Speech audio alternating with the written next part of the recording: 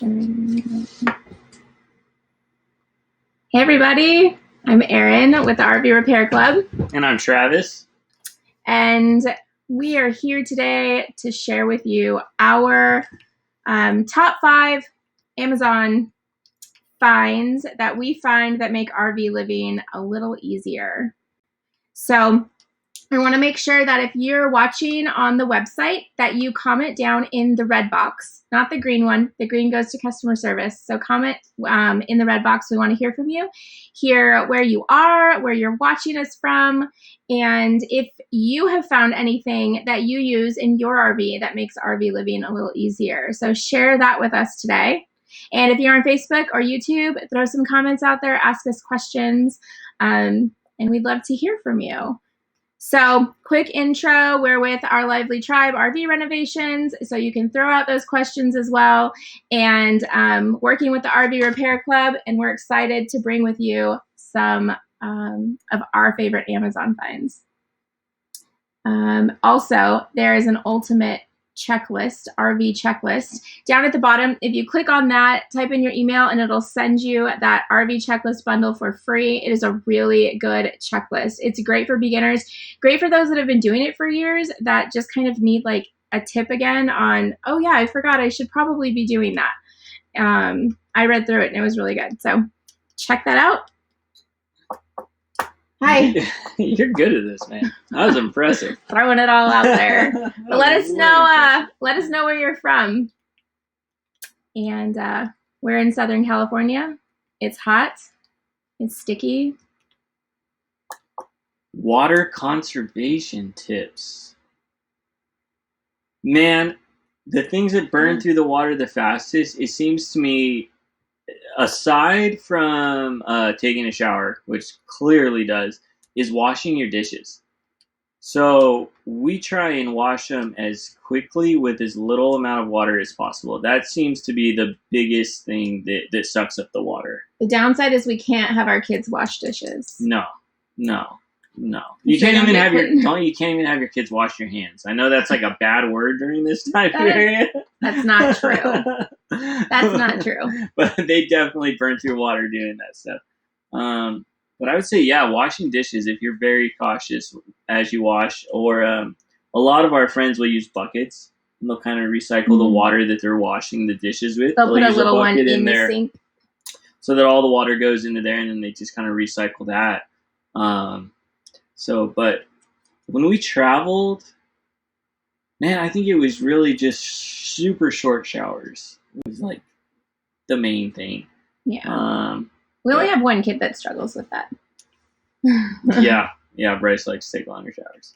I was thinking Jake, but all right. So we're going to go ahead and dive in and share with you our top 5 Amazon finds that make RV living a little easier. So the first one is a Berkey. We love the Berkey. You can get that on Amazon. You can get that from Berkey. But that, even just a fresh water system, we have seen them installed in the trailers where it's just a fresh water system. We use a Berkey. You can see it right there. Right there. But not having to worry about finding fresh water to drink is a huge game changer. When we traveled, we did not have one. And so it was constantly buying the large gallon things of water and then finding a station to refill them so we weren't constantly using plastic. Yeah, that was the rough thing, was always buying those gallons and just being like, man, I don't know why we didn't invest in a freshwater system sooner, but I know that Amazon has several on their site. And you just Google them, research them. We prefer the Berkey. There's a lot out there, but fresh water is definitely a must to kind of conquer. And when you're in a home, you have, you get fresh water from the fridge, filtered water from the fridge. If you live in like the northern states, I know like Washington and stuff, you can actually get drinking water from the faucet. But you can't do that here in California. So fresh water system in your RV is such a huge plus. Yeah. Checking in from Los Banos, California. Where's that? Wow. New Jersey. Dang. That's cool. The second thing on our list that makes RV living easier is lighting. Lighting is a huge thing.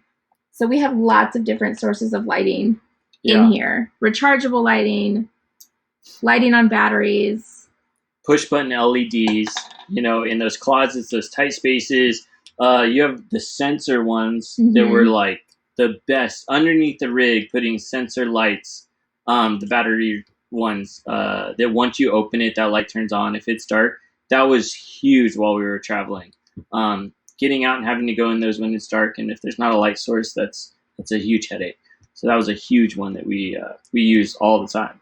And if you're boondocking a lot, it's really great to have lighting that you can charge and then use for, I think the boys have lights up on their bunks that work for 16 to 24 hours.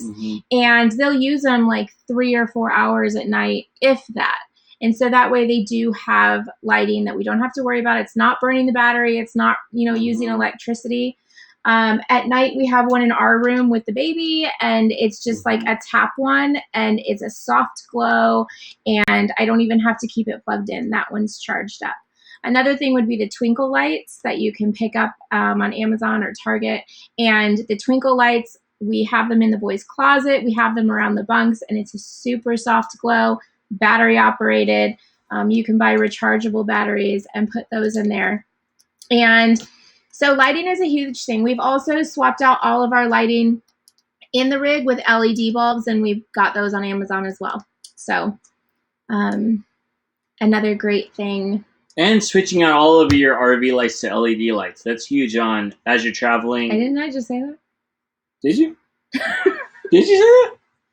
I was reading where people are coming from. Sorry. I knew you weren't listening. Well, yeah, LED lights in your RV is such a good idea. Whatever. All right, I'm just gonna be the face here. I'll sit here and look pretty. All right. The next thing that we have found that really helps with RV living are hooks, command hooks. Expandable hooks, hook racks, hooks everywhere, because floor space is so minimal when living in an RV. Are you reading all the comments? Yeah. Oh, because floor space is so limited. Hanging things on your walls and using all of your wall space to hang up everything is really beneficial. And so I found like that expandable hook rack. We have one of those by the door. We have hooks in our bathroom. Why are you laughing at me? I was just seeing if you're gonna find the words of it. Thanks. So yeah. Any sort of hooks. So we got a comment that someone's batteries are leaking. Uh-oh. So you can go onto the rest of the site. Oh yeah. Yeah, go for it. Oh, you say it. I don't know. Okay. So someone asked about leaking batteries, and if you go to the RV Repair Club website, there are so many different videos on there that you can, just type it in the search bar and see what pops up, and hopefully your question can get answered there. Sorry, we don't have an answer for you, but that's an answer. So yeah, hooks, command hooks, all sorts of things, and especially if you don't want to be putting holes in your walls. Using those command hooks that hold up to like 5 pounds, you'd be amazed at what things that those could hold. How many towels you can fit on them. Yeah, they hang the towels on the command hooks until they fall off. I've hung command hooks, like heavy duty command hooks, outside on the outside of the rig. Oh. And so when we're staying at an RV park that has a pool, that's where we're at every day, having 4 boys. They're all in the pool, 5 with him. So hang like 4 of those large command hooks on the outside of your rig, and it doesn't even damage the rig. We've taken them off, but it's a great place for them to hang their wet bathing suits, wet towels. And so hooks are a big thing. And Amazon has some really cool hooks that you can find. We've got really unique ones that are more like pretty to look at. Yeah. And then we've got just little command hooks hanging everywhere. The boys have hooks in their closets for their clothes. Yeah. So if you find something that you use let us know so we can share too. Oh, gotcha. Oh, table fans. So, what else? The next thing would be a dehumidifier. Oh, yeah. And we learned that very quickly when we started traveling. Well, as the windows started fogging up and had so much moisture all over them, you realize, yeah, you need something. Yeah. So, yeah, a dehumidifier was huge. Take it from there. Now we use it to dry our towels. We do. We don't necessarily need one so much since we're in Southern California, but we stuck it in the bathroom, which is where we hang all of our towels, and the towels dry within hours, and that thing fills up really quick with water. So it's pretty cool that we can use that in the bathroom. So that was kind of a cool thing that we figured out. But definitely have a dehumidifier in these little tiny spaces. Windows can get fogged up pretty quick. And with all the moisture, mold and mildew will grow like super fast in these things. So keeping a dehumidifier in just to protect yourself from that is huge. And we just have used a little compact one. If your rig is several rooms, then one in the room that you're mostly in, or if you're cooking, like in that space. I know that when it's cold out and I cook in this area, all the windows fog up. So having a dehumidifier in here really helps. So we got a question in. When you travel, do you pull anything behind you? I am looking to pull a Harley on our next trip.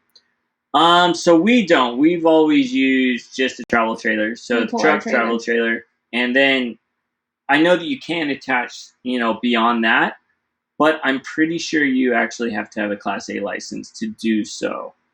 So we don't have any experience in pulling something beyond our own travel trailer.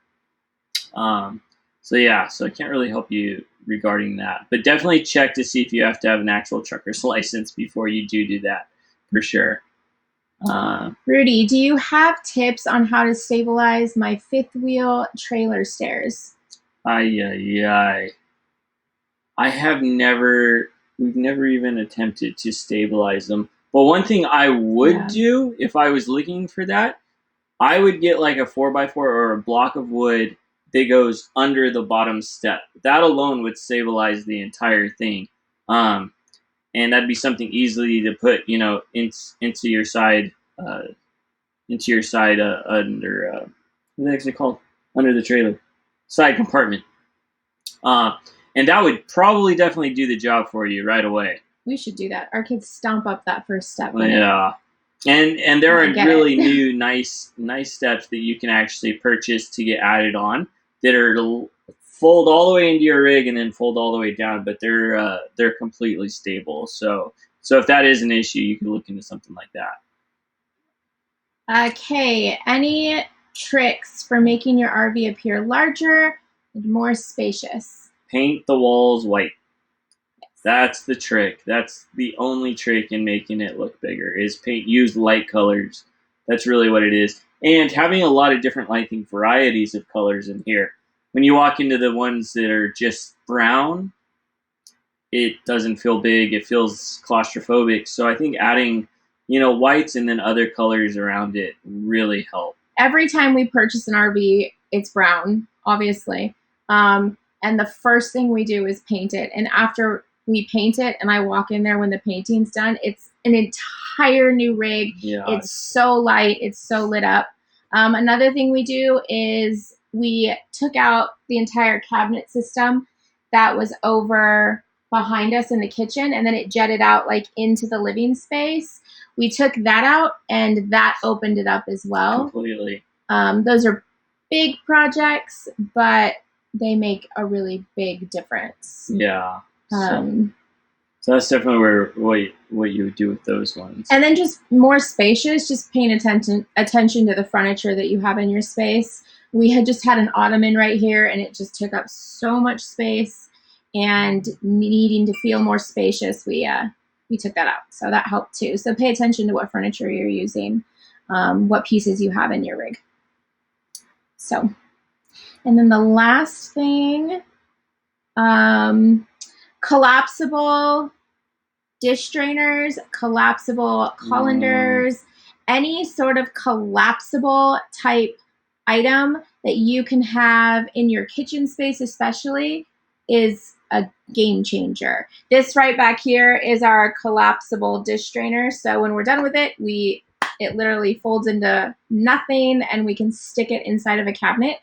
The colanders collapse and those take up so much less space, and space is so important when you're living in an RV. And so anything that you can find that collapses, even laundry hampers that fold down into nothing, so when they're empty, you can just easily put those away.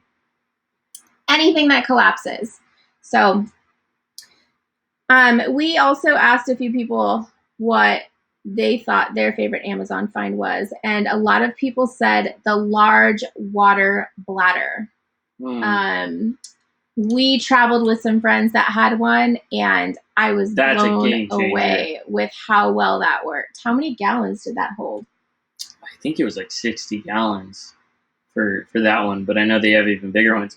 But that is a huge game changer, and when we traveled, they didn't have those. And if they did, no one was using them at the time. Maybe. No, that was like 3 years ago. They weren't really a thing. We had the large 5-gallon ones. Yeah, that we were going and refilling to add water to our fifth wheel if we were boondocking. Yeah, there were nights where I would go out every night searching for water to get more water in that rig. So yeah, and I think if you're going to be boondocking, I think that is an essential thing to be having with you. One of those awesome bladders that you can refill 40 gallons, 50 gallons, and fill your whole rig up on one. And he had chucked it in the back of his truck and went and filled it and came back, filled everybody's trailers up, and then it just easily folded up and got put away. Yeah, it goes into a little tiny box, takes up hardly any room in your rig, and it doesn't weigh anything. So that's a huge one if you're going to be boondocking. Yeah. We listed a few outdoor things that we would need when we travel that really makes RV life easier. An outdoor mat, obviously, if you're boondocking, that is really beneficial. The fresh water connector that you connect to your fresh water, what is that called? Filter? Yeah. That goes outdoor from the outdoor spigot to your RV. Filter right there is a huge help. Filters the water that comes into your RV. Remember River, we were washing here, and he started getting like a rash, and then we put one of those on, and it cleared his skin right up. So that was huge. Currently in hot Tucson, leaving for the Midwest next week. Lucky. Do you guys have any? As of right now, we do not have any travel plans, and it is depressing. Yeah. We moved back into a fifth wheel after having our fourth son because we thought, let's travel. And with everything going on with quarantine and having to kind of stay put, we feel safest here, which is great that we have a stationary spot that we do feel safe in. But now that the heat's coming, the reality is setting in that we're not traveling. That was the whole idea, was to escape the hottest month. Yep. And not gonna happen. No. But that's okay. Luckily, we still have work, and we're still working, and able to connect with everybody in this way is so cool. So we are pretty much staying put. But yeah, get out of Tucson, because that's going to be... Oh, yeah. No way. That's Midwest, that's really hot. Sticky, though, man. Whew. Yeah. Another thing, when we were boondocking, having extra blocks, like a lot of extra blocks. You do not know where you're going to end up a lot of times, or how level ground's going to be. So we carried with us a lot of extra blocks for stabilizing. So that's a huge thing. I think that's super beneficial if you're going to be out, trying to get off grid and away from everybody. Extra blocks is a must for sure. Yep. Kay wants to know, where do you send your Amazon packages when you're on the road? This was one we really learned about, that I had no idea, that Amazon has lockers across the whole U.S. And some of them are outside of like pharmacies, drugstores. Some of them are outside gas stations. And when you put your order in, you can search for a locker in your area, and it'll get delivered to the locker. I think I went with Marissa, and she picked one up. That was where I learned. And I was like, what is this? And you can pick up your package in a locker, and there's no fee for that. So check for Amazon lockers in your area. But most of the time, the way we got by was going and visiting someone. I'd be like, we're going to Oregon. My aunt lives there. We're going to stay there for a week. So I would do any orders and have everything sent there. And then we would pick it up while we were there. So, let's see. I think I think we covered all of those things. Yeah, another thing that we found just using in our RV to make it a little easier at this time is putting the foils in the windows. And a lot of people ask, where do you get foils for your windows? There's a roll you can get. I'm sure you can get it on Amazon. You can get it at Lowe's as well. Mm-hmm. And you just get the entire roll of insulated foil and you cut them to the size of your window. And at night we put them in the windows. During the day you can put them in the windows. It does darken it up a little, but it keeps the heat in or the cool air in. So those are huge. Yeah, another little trick. Marcia, do you travel with any pets and any tips? So when we did travel, we traveled with 2 large dogs. A lab and a golden. And our lab was really old, so I had to pick her up every time to get her in the truck for a whole year. That was brutal. So we traveled. I think the greatest thing we did while we traveled with them was we have a shell. Not a camper shell, just a shell on the back of our truck. And that was really where they lived. We set it up. They had their dog beds in there and water. And when we traveled, that's where they were riding. We had them riding back there, which was much safer than having them in the rig. And then at night, when it was time to go to bed, we would load them up in there and they would sleep in there at night. We were able to lock it, close down the door and lock it. And they did great. They were never... When we traveled that whole time, they were never like an issue or a problem. No. Unless you're in a national park and they can't really walk around, and that wasn't so fun. And we traveled where it was like pretty much, it was beautiful weather. Like we traveled with the weather, so it was 70 degrees, so we didn't have to worry about them, overheating or getting too cold. Yeah. And there's times when it was, because I remember there was a time where it was rainy and really cold, and then they were just inside with us. But that was the greatest thing, was being able to actually have them out of the trailer was huge for us while we traveled. Someone said many RV parks in Florida are still closed. Oh, yeah, that's tough. Traveling right now is so hard and such a bummer. We have a lot of friends that are on the road and... Yeah, well, especially if you're on the East Coast and there is not a lot of BLM land. There's like none.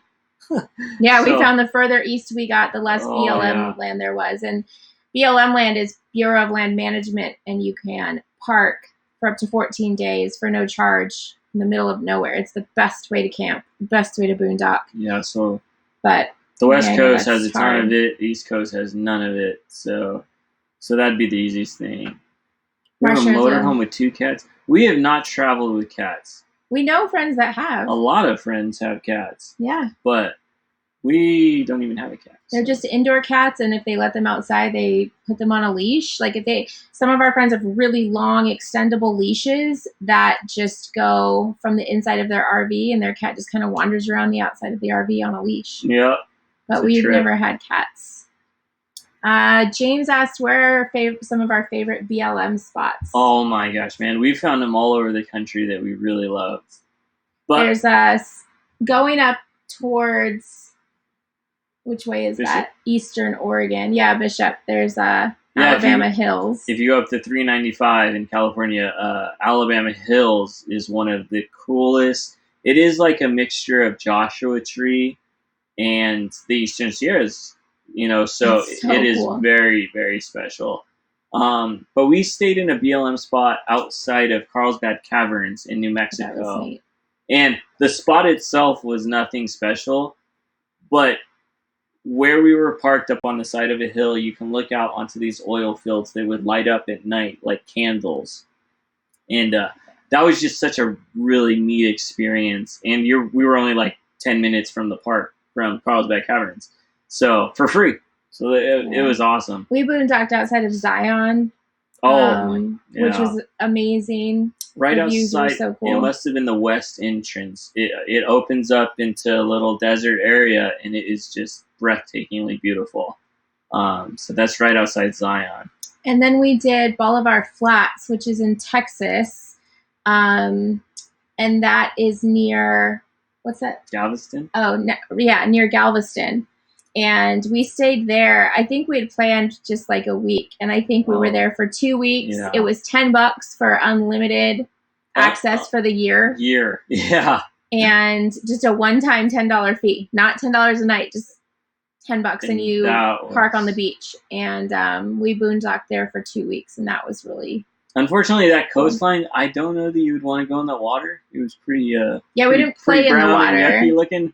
But it was just so neat the to be view right was pretty. on the right on the ocean. The beach was dirty, but we cleaned up so much while we were there. Yeah, we just made our kids clean up the beach. Yeah, that was awesome. But it's definitely one of our favorites out there. For sure. Do you have any solar panels? Yeah, we have solar panels. I just have ones from Harbor Freight, so mine just do the trickle charging. And I don't have any fancy batteries yet, like Battleborn or any of those. So. I wouldn't be the guy to ask, but I'm sure if you go to the website and you can ask those questions. Yeah, go on the RV Repair Club. Of people. Type in solar. They have a lot I'm of great sure there's some really good info on there. Yeah. But solar is amazing, and it's come so far in these last few years that we were at an Escapers event, and they had an entire concert truck. Oh, yeah. That ran off the musicians could just play a full concert running off of batteries, the entire thing. So it's amazing how far these companies There was a stage and lights, and it went on for hours. Oh, it was and so it was unreal. all run off of solar. It was mind-blowing. Incredible. Something we may invest in down the road. But oh, yeah, I hope to. What did you use for internet while traveling? That's a good question. Yeah. We are not tech savvy. We're renovation savvy. We can renovate anything for you. Not tech savvy. So we ended up going through Unlimitedville, and we paid way too much for internet that wasn't that great. Yeah, but our kids were doing a lot of online homeschooling, and so we were still working from the road, so we needed to make sure that we had internet. Right now, we have internet through our cell phone carrier, and it works fine. Yeah, it's not terrible. No. We're doing this right now. Yeah. So yeah, Unlimitedville. That was, yeah. And then I'm sure that's another thing. You go on RV Repair Club and search Wi-Fi tips and tricks. Can you explain the foil for the windows again? Okay, so if you go to a hardware department or Lowe's or Home Improvement or whatever, or Home Depot, it's literally bubble wrap that has aluminum on either end of it. And Erin's going to grab some for you right now. Look at that thing. So this is used in the boys' windows when it was really cold here in California, like last week. Yeah. Which it's not anymore. But we put this foil in the window, and they're cut to fit each window. And so at night, in the evening, when it starts to cool down, you just stick these into the window. And if you cut them exact to fit like this perfectionist does. Don't do that. Cut them a little big. They fit great. Cut them a little bit bigger so they squeeze in so there. You can see there's like a foam, like bubble wrap. Yeah, bubble wrap. On the inside. With aluminum foil on the outside. And they work amazingly well. Like, you can put them on a burning hot window and you couldn't even feel it afterwards. Yeah. So they work great. So on days that California really warms up, we'll stick these in all the windows, close the shades, and keep it cool in here. And then at night when it's really cold in the winter time, we do the same thing. Mm-hmm. So, and like I said, we just got this at a hardware store, cut them each to fit, and then we store them. They fold up and store really well. Yep, so. Just go to the insulation department and they'll be right there. So, yeah, anything else? I don't think so. No more questions coming in, I guess. All right. So, yeah, I hope that those tips and tricks help. Feel free to add your comments in there and throw out other ideas. I know that people are always looking for things to make RV life a little easier. And make sure that there's a banner below the chat. It's the RV Ultimate Checklist. Make sure that you grab that. It's free. It's a great resource to have. Even if you're not living in your RV, if you are just traveling on weekends, this checklist is really good just to go through and make sure you're not missing anything when you go to travel. All right. So thanks for joining us. We'll be back again next week. And I think next week we're talking about painting. There we go. That's right up your alley. I'll just sit here. I'll have all the twiddle my answers for thumbs. that one. That's when we get the most questions about is how to paint your RV. Yep. So we are going to come back with what we use, the steps that we go through. We'll show you. I'll bring in the actual cans and everything and show you exactly what we're doing. We should just go sit in one of the RVs that we're working in and live stream from there. Let's do it. Let's do it. All right. Thanks for joining us. All right. And we'll see you later.